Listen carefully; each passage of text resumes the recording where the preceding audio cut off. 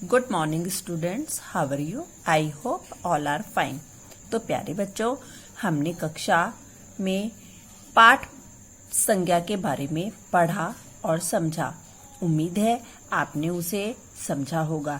आइए पुनः संज्ञा पर विचार करते हुए एक लघु वीडियो के माध्यम से हम संज्ञा को पढ़ेंगे व समझेंगे।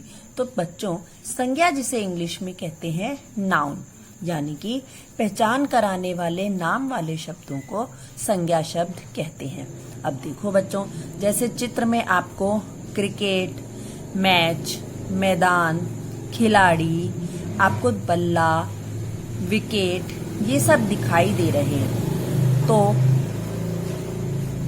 जो भी भारत, क्रिकेट, बॉल, मैदान, जो भी शब्द मैंने बोले हैं वो किसी न किसी वस्तु का, स्थान का या व्यक्ति के नामों की जानकारी दे रहे हैं।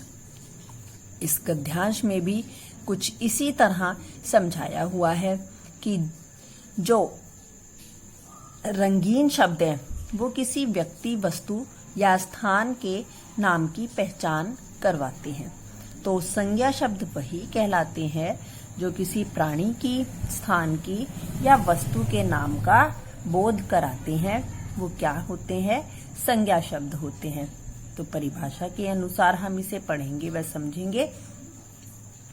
किसी प्राणी, वस्तु, स्थान या भाव का नाम बताने वाले शब्द ही संज्ञा शब्द होते हैं, जिनसे हमें किसी भी प्राणी के, चाहे वो व्यक्ति है, पशु है, पक्षी है, इन सभी का नाम की पहचान कराने वाले शब्द संज्ञा शब्द हैं।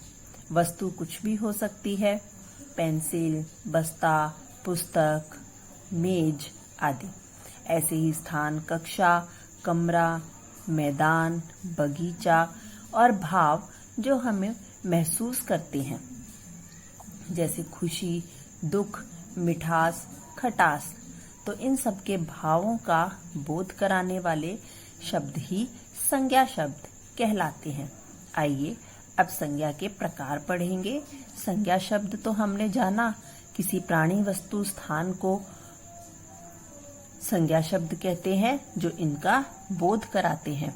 अब भेदों की ओर चलेंगे, संज्ञा के भेद।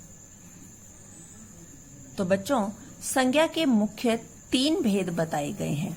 अगर हम मुख्य भेदों पर बात करें तो संज्ञा के मुख्य 3 भेद हैं: व्यक्तिवाचक, जातिवाचक और भाववाचक।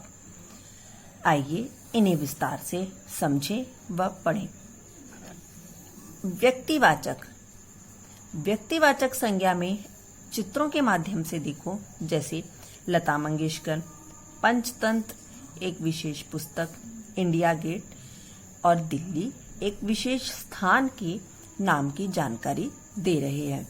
तो इन वाक्यों में हमें लता मंगेशकर, पंचतंत्र और इंडिया गेट जैसे विशेष, यानी कि किसी खास व्यक्ति की, वस्तु की और स्थान की जानकारी मिल रही है।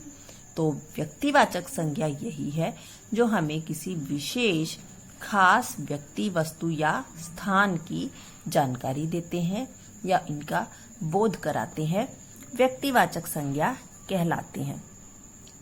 अब अगर हम किसी पर्टिकुलर, किसी विशेष एक शहर का, किसी एक विशेष व्यक्ति, वस्तु का नाम लेते हैं तो वह व्यक्तिवाचक के उदाहरण में आएगा। जैसे भारत, अमेरिका, महात्मा गांधी, सचिन तेंदुलकर, रविवार, सोमवार, जनवरी। तो ये देखिए, मैं किसी विशेष महीने का, किसी देश का, किसी व्यक्ति का विशेष नाम ले रही हूँ, तो ये व्यक्तिवाचक के उदाहरण है। परंतु अगर मैं कहती हूँ देश, व्यक्ति, दिन, महीने, तो यह हमारे व्यक्ति विशेष में नहीं आएंगे, ये हमारे जाति का बोध करा रहे हैं। ना मैंने यहाँ पर किसी एक विशेष महीने का, ना किसी विशेष दिन का, ना ही खास किसी व्यक्ति या देश के नाम का बोध किया है। आइए ऐसे ही आगे हम पढ़ें व समझें। भाषाओं के नाम, त्योहारों के नाम।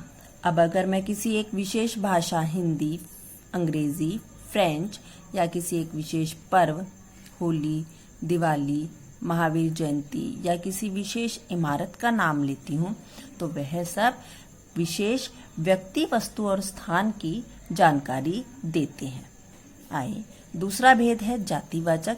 जातिवाचक में क्या होता है बच्चों, हम किसी एक विशेष का नाम न लेकर संपूर्ण या पूरी जाति या समूह की बात करते हैं। जिन संज्ञा शब्दों से किसी प्राणी, वस्तु या स्थान की पूरी जाति के समूह की बात होती है, जैसे खेल का सामान। अब खेल में मैंने यहाँ किसी एक विशेष खेल की बात नहीं की है।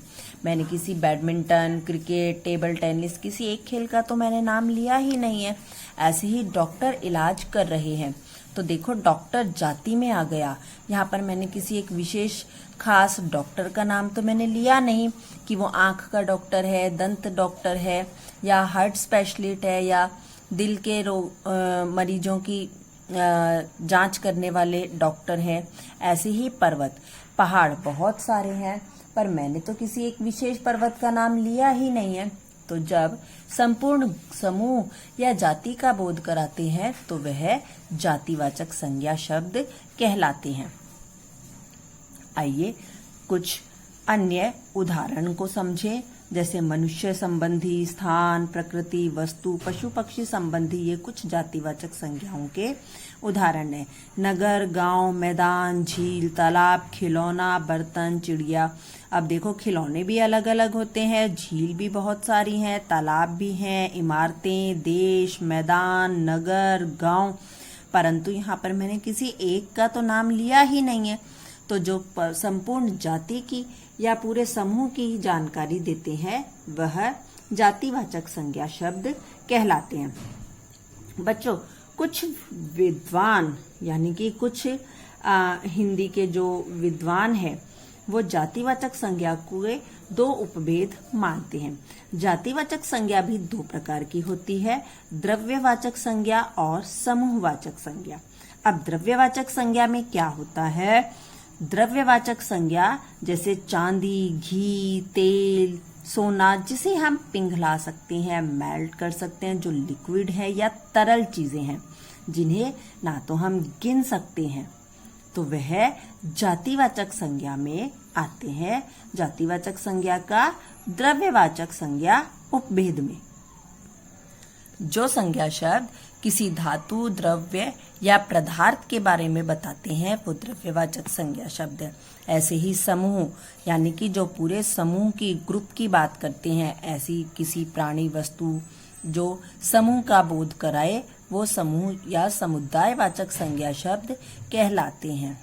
अब है तीसरा व अंतिम भेद, भाववाचक संज्ञा। तो सबसे पहले भाववाचक संज्ञा में बच्चों हमें इस बात की जानकारी होना जरूरी है कि भाववाचक संज्ञा में भावों की प्रधानता होती है।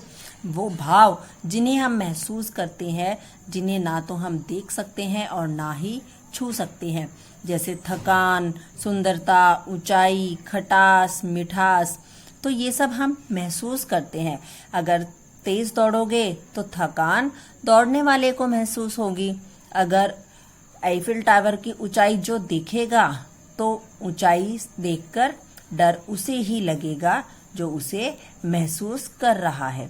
तो भाववाचक संज्ञा में किसी व्यक्ति, वस्तु और स्थान की स्थिति, दशा और गुण दोष का बोध होता है, वो भाववाचक संज्ञा शब्द कहलाते हैं।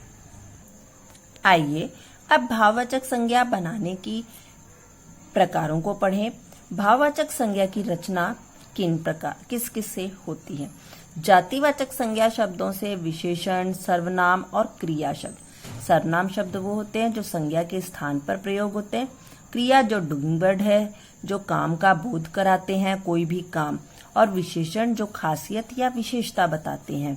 तो इन सब से भाववाचक संज्ञाएं बनाई जाती हैं। तो बच्चों, पेज नंबर 35 और 36 पे दिए गए उदाहरण आपको पढ़ने हैं व समझने हैं, जो कि आपका व्याकरणिक ज्ञान बढ़ाएंगे। जातिवाचक संज्ञा शब्दों से जैसे ये जातिवाचक संज्ञाएं हैं, मानव, साधु। मैंने किसी एक विशेष मानव का, बच्चे का, मित्र का, बूढ़े का नाम तो लिया नहीं है। तो जो पूरे समूह का बोध कराते हैं, हमने वेद में पढ़ा भी है, वो जातिवाचक संज्ञाएं हैं। और इनसे भाववाचक जो महसूस किए जाते हैं, मानवता, साधुता, बचपन, मित्रता, बचपन का भाव तो जो बच्चा होगा उसे ही महसूस होगा, बुढ़ापा जो बूढ़ा व्यक्ति है उसे ही महसूस होगा बुढ़ापे का भाव। ऐसे ही विशेषण शब्दों से भी हम भाववाचक संज्ञाएं बनाते हैं, जैसे हरा हरियाली, गरम गर्मी, मीठा मिठास, सुंदर सुंदरता।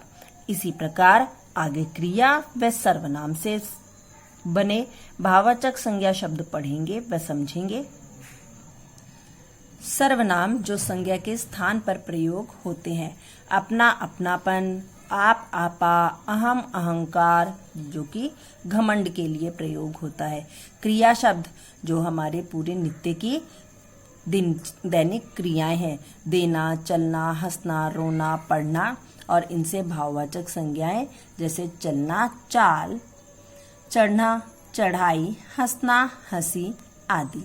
तो बच्चों, अभी मैंने आपको बताया कि यह भाववाचक संज्ञा बनाने के उदाहरण आपको पढ़ने हैं व समझने हैं। हमने वीडियो के माध्यम से पाठ पुनः पढ़ा व समझा। आपको पाठ व प्रश्नोत्तर अभ्यास सहित दोहरान करना है। Thank you. Have a nice day.